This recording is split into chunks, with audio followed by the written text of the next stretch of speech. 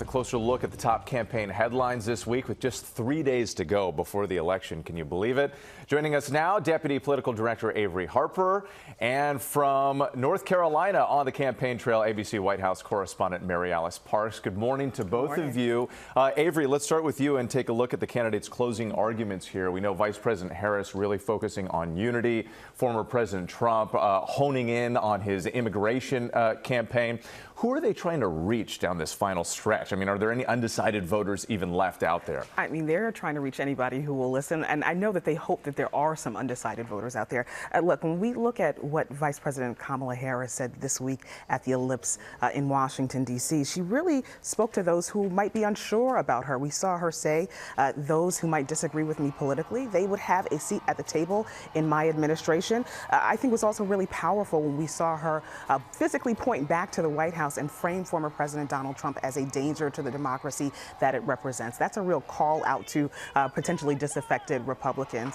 On the other hand, I think with former President Trump's his remarks that we saw this week, he's really trying to rally his supporters. You mentioned that he's honing in on immigration. We saw him appear with the families of victims that they say were killed at the hands of migrants. That's an issue that's really important to the Republican base. But we've also seen him speak disagreeably about folks who are not supporting him. We have heard him say that voting blocs who are not supporting him need their head examined. That's not doing anything to bring folks into the tent. It was only last night that we heard him say that he would fight for Americans whether they wanted to vote for him or not.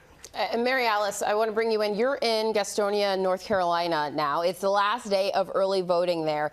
You mentioned that both candidates are there in North Carolina. In our first half hour, you said that former President Trump has 3 events there today. How important is that state for candidates? Look, North Carolina has been Democrats' sort of white whale. They really want this one. President Obama won here in 2008. They think it is doable. President Biden got closer in 2020. Another big factor here, there's a pretty popular Democratic governor who's term limited out, and the Republican candidate in that race has been pretty problematic, pretty controversial. Trump and Vance haven't really wanted to campaign with him. Look, on the other hand, Republicans have actually registered more new voters here, and they've won 10 out of the last 11 presidential races here. So Republicans do feel good, even though Trump is spending so much time here on the ground in these final few days.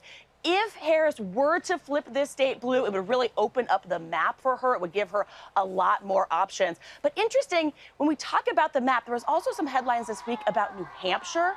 It's a small state, only 4 electoral college votes. But if Trump were to flip that state, it could actually open up a whole bunch of paths for him.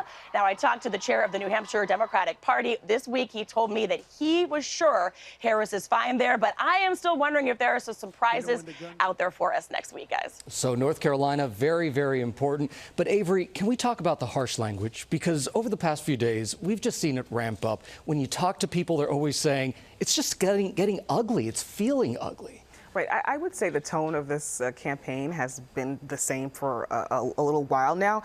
Look, but we have seen some really inflammatory comments on the side of Trump by Trump himself and those around him. We saw some of the bigoted language that was used at the Madison Square Garden rally last weekend to Trump suggesting that former Republican Congresswoman Liz Cheney should be standing in front of the barrels of a gun. And I will say that that is any kind of language that does overshadow any messaging about issues. And it steps on the Trump the Trump campaign's efforts to really amplify the comments that we saw from President Biden earlier this week, using the word garbage to comment about either a Trump supporter or supporters, depending on how you interpreted that. And it really does give the Harris campaign ammunition to argue that former President Trump is not fit for the office.